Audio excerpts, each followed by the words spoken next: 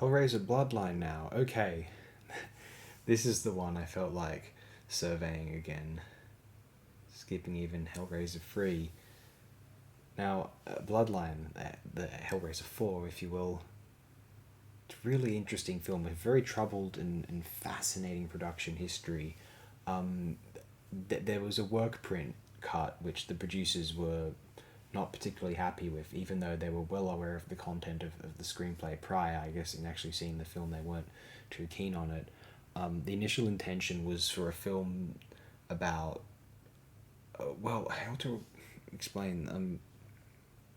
What you see in the film is actually, I have to admit, when I read about what the film was supposed to be, and how everyone derides this cut for not being similar enough to the screenplay slash a particular work print, I'm surprised by how similar this film is to its projected sort of prospective superior form.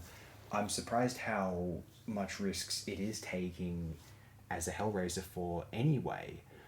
People complain about, one of the things that's pointed out is that in the original script, Pinhead wasn't going to appear until, let's say, the 45-minute mark. Here he doesn't appear until the 35-minute mark as part of the main storyline. He does however appear. Now, the events are told via flashbacks as a sort of frame device, and then we see the creation of the puzzle box, and then it's events throughout history. There's three different timelines in particular, and we begin in sort of what we call it, like 17th, 16th century France, and then we move forward to 1996, at that time contemporary Earth, and then we move to the far future, of course. We know that via the frame device existing, and initially I think the script wanted to tell it all in chronological order, introduce Pinhead a bit later, but of course anyone who's seen the film knows Pinhead appears during the frame device briefly initially, so it was established that he's present in the film prior to that. But see, I kind of like that tease and that sort of in media res moment. I think it.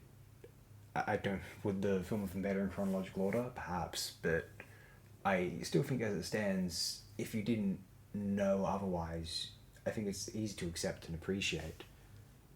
I like the film's originality. I'm surprised people hated slash disliked this so much, because it does seem quite original, and people deplore what this could have been.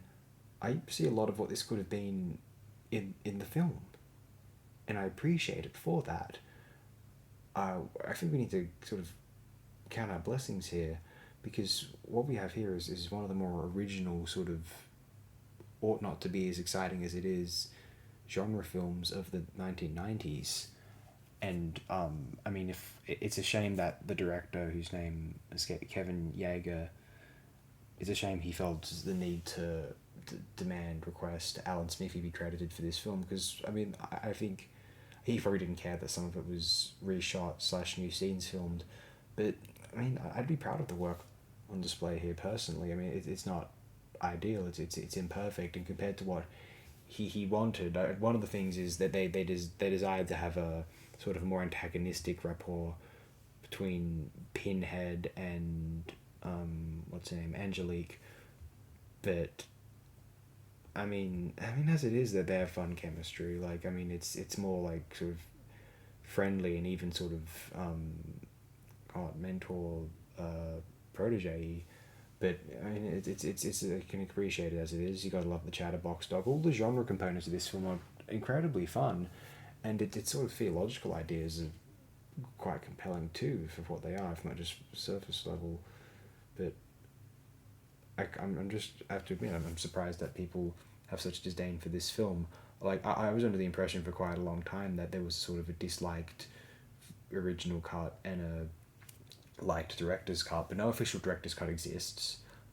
There's work print copies, which I've not actually seen myself. I've read about what's in them, and I, I didn't feel necessarily the need to watch the work print copy when assessing Hellbound in this case, sorry, Bloodline, because it's just, it's such a, the work print sort of so quality, and it's not the easiest thing to acquire in this world either. Like, to be brutally frank, and so I just didn't feel the motivation to go view that. But because, and also because as it stands, I think Hellraiser Bloodline's pretty good. I don't really understand if people dislike it because it's so out there. Yeah, I guess so be it. But it seems like whenever I hear criticism of Hellraiser Bloodline, it tended to have to do with, oh, what it could have been. It was bullshit in production, blah blah blah, post production, whatever. But I, I appreciate the results. I'm kind of like, it is, if it's a case if it's not as good as it could have been. Yeah, fair enough. But damn, I think considering what we got, like, I'd have thought this was the cool director's cut, and the theatrical cut was worse than this. But I mean, for a producer's compromise, it's, I reckon appreciate this quite a lot. I have to say that. Well, that's all I have to share here. I'll sign off now. Thank you very much, everyone.